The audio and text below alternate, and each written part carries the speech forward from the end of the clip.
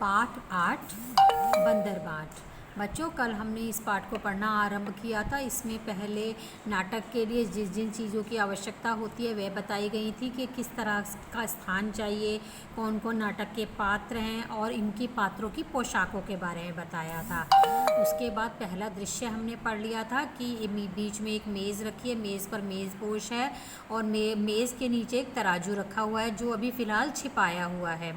दो बिल्लियां हैं, दो बिल्लियों को एक रोटी का टुकड़ा, एक रोटी मिलती है और दोनों ही उस पर अपना अधिकार जताती हैं और उस पर झगड़ा शुरू कर देती हैं कि एक बिल्ली कहती है कि इसे मैंने पहले देखा था इसलिए यह मेरी है, तो दूसरी कहती है कि इसे पहले उछलकर मैंने उठाया है इसलिए यह मेरी है। तो उनमें इस तरह से बहस छिड़ जाती है। हमने इसे पेज नंबर 64 तक पढ़ा था, पेज नंबर 64। आज हम पेज नंबर 65 आरंभ कर रहे हैं। दोनों झगड़ती हैं, रोटी मेरी कह कर एक दूसरे पर घुर्राती हैं का अर्थ है कि गुस्सा होती हैं कि दोनों ही रोटी पर क्योंकि अपना अधिकार जता रही हैं।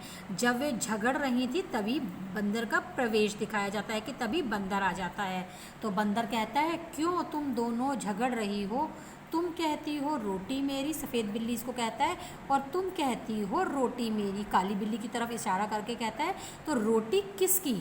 मैं इसका फैसला करूँगा, चलो कचहरी मेरे पीछे पीछे आओ। कचहरी होती है कोर्ट, यानी कि जहाँ पर अदालत फैसले किए जाते हैं। तो वो कहता है कि काली वाली कहती है कि मेरी है, सफ़ेद वाली कहती है कि मेरी है, तो बताओ ये रोटी आखिर है किसकी? मैं इसका फैसला करूँगा कि तुम दोनों मेरे साथ कचहरी आओ। बंदर दोनों से छीनकर रोटी अपने हाथ में लेकर चलता है, दोनों बिल्लियाँ पीछे पीछे चलती हैं। यहाँ तक ये एक दृश्य चलता है। अब दूसरा दृश्य आरंभ हो गया है कि बंदर की कचहरी कौन सी है? बंदर की है, यानी बंदर की अदालत है, बंदर इनका फैसला करने वाला है।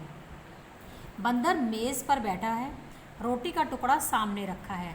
दोनों बिल्लियाँ मेज़ के सामने इधर उधर खड़ी हैं, यानी एक इधर और एक इधर खड़ी है। अब बंदर सफ़ेद बिल्ली से कहते हैं, बोलो तुमको क्या कहना है? यानी कि पहले जिस तरह से जो भी अपराधी होता है उससे पूछा जाता है कि भाई तुम्हारी सफाई, तुम्हें अपनी सफाई में क्या कहना है, और दूसरे से पूछा जाता है कि तुम्हें अपनी सफाई में क्या कहना है। तो बंदर यही कहता है कि पहले सफ़ेद बिल्ली से कहता है कि बताओ तुम्हें क्या कहना है। तो सफ़ेद बिल्ली अपना विचार रखती है कि श्रीमान, मैंने रोटी देखी थी, इससे रोटी का पूरा हक मेरा बनता है। तो फिर बंदर काली बिल्ली से कहता है कि बोलो अब तुम्हें क्या कहना है। तो काली बिल्ली कहती है, श्रीमान, पहले मैं झपटी थी रोटी लेने, इससे रोटी पर मेरा हक पूरा बनता है। वो कहता है कि मैं झपटी थी रोटी पर, और सफ़ेद बिल्ली कहती है कि मैंने देखी थी रोटी पहले। तो बंदर सफ़ेद बिल्ली से कहता है, एक आँख से देखी थी या दोनों आँखों से? तो सफ़ेद बिल्ली कहती है, दो आँखों से, दोनों आँखों से देखी थी मैंने रोटी। तो बंदर काली बिल्ली से कहता है, एक टांग से झपटी थी या दोनों टांगों से? यानी कि एक टांग से उछलकर जंप मारी थी या दोनों टांगों से? तो काली बिल्ली कहती है दोनों टांगों से, दो टांगों से, दोनों टांगों से। बंदर, तुम दोनों का तुम दोनों का था गवाह भी?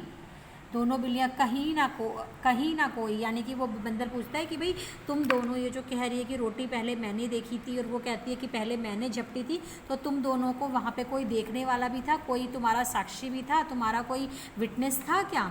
तो बिल्लियाँ कहती है कहीं ना कोई ना कहीं, यानी कि कहीं पर भी वहाँ पर कोई नहीं था, केवल हम दोनों थी।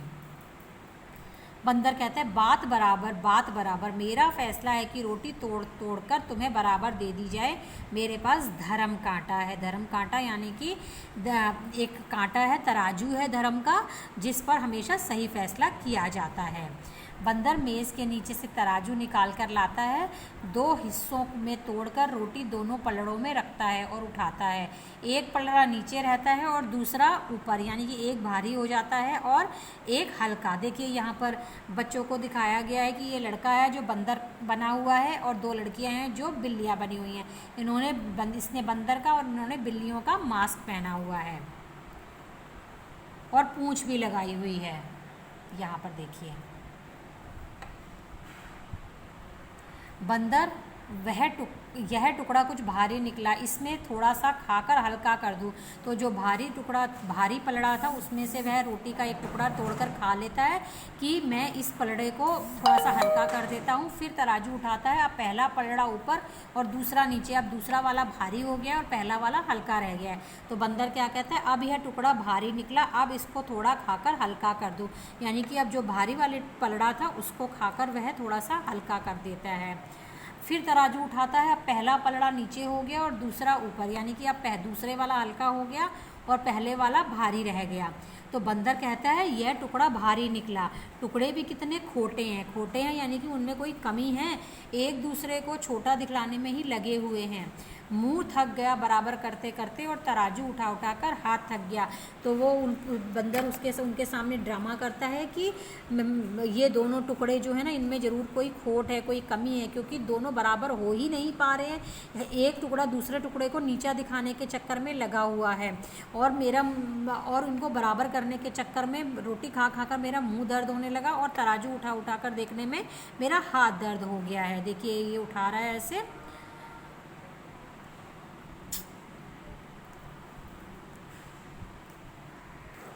बिल्लियों को बंदर की चालाकी का पता चल गया, हाथ मलती हुई बड़ी उदासी से एक दूसरे को देखने लगी, क्योंकि बिल्लियां जान गई थी कि बंदर उनका फैसला नहीं कर रहा है बल्कि वो उनकी रोटी खाए जा रहा है। सफ़ेद बिल्ली, आप थक गए, अब ना उठाएं और तराजू।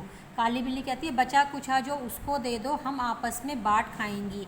वो कहती है कि अब जो भी कुछ बचा है आप वही टुकड़ा हमें दे दो, हम दोनों आपस में मिलजुल कर उसे बांट कर खा लेंगी। तो बंदर कहता है नहीं नहीं, तुम फिर झगड़ोगी, मैं झगड़े की जड़ को ही काटे देता हूँ, बचा कुचा भी खा लेता हूँ। तो बंदर कहता है कि नहीं, मैंने अगर ये टुकड़ा तुम्हें दे दिया तो तुम फिर दोबारा से झगड़ा करोगी, इसलिए मैं ये बचा कुचा भी खा लेता हूँ। देखिए बंदर जो रोटी का बचा हुआ टुकड़ा था वो भी खा जाता है। इतना कहकर बची कुची रोटी भी बंदर खा लेता है, तराजू लेकर भाग जाता है।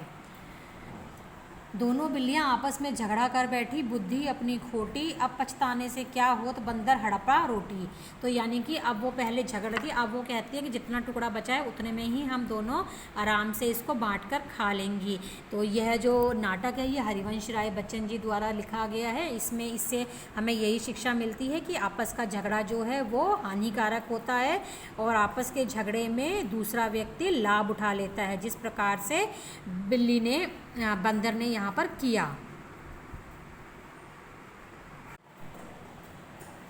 पाठ 8 बंदर बांट। नाटक में आए कठिन शब्दों के अब हम अर्थ लिखेंगे। पहला शब्द है मेजपोश। मेजपोश का अर्थ होता है मेज पर बिछाने का कपड़ा। तराजू, जिस पर रखकर चीज़ें तौली जाती हैं। महक, महक का अर्थ होता है खुशबू। खोज, खोज का अर्थ है तलाश। हक का अर्थ होता है अधिकार। फैसला, फैसला का अर्थ होता है न्याय। उसके बाद है खोटा। खोटा शब्द का अर्थ होता है घटिया। अगला शब्द है हाथ मलती। हाथ मलती का अर्थ होता है पछताती। हड़पना, ले लेना। एक बार और इनके अर्थ देखते हैं। मेजपोश, मेजपोश का अर्थ होता है मेज़ पर बिछाने का कपड़ा। अगला शब्द है तराजू। तराजू का अर्थ होता है जिस पर रखकर चीज़ें तौली जाती हैं। महक, खुशबू।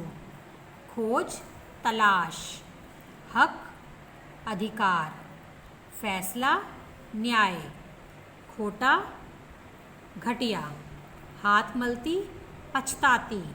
हड़पना, ले लेना। वाक्य बनाइए। आपको यहाँ पर 2 शब्द दिए गए हैं, आपने इन शब्दों का प्रयोग कर अर्थपूर्ण वाक्य बनाने हैं। डरपोक, डरपोक शब्द से हम वाक्य बना सकते हैं कि डरपोक व्यक्ति का सब मजाक उड़ाते हैं, या रवि तो बहुत डरपोक है। अगला वाक्य है कचहरी। कचहरी में फैसले किए जाते हैं। दोनों बिल्लियां फैसला करवाने के लिए कचहरी में गईं। बच्चों, आप वाक्य अपनी पसंद से भी बना सकते हैं, लेकिन वाक्य अर्थपूर्ण अवश्य होने चाहिए। वाक्य अपने आप लिखने के बाद आपने उसको पढ़कर अवश्य देखना है, जिससे कि आपको पता चल सके कि यह वाक्य अर्थपूर्ण है या सही बना है या नहीं। आपने इस काम को अपनी कॉपी में बहुत ही साफ और सुंदर ढंग से करना है और 5 बजे से पहले हिंदी ग्रुप में सेंड कर देना है। आपकी सहायता के लिए इसी अभ्यास पत्र के नीचे इनके उत्तर भी लिखे हुए हैं, आप यहाँ से भी सहायता ले सकते हैं। तो आज के लिए बस इतना ही।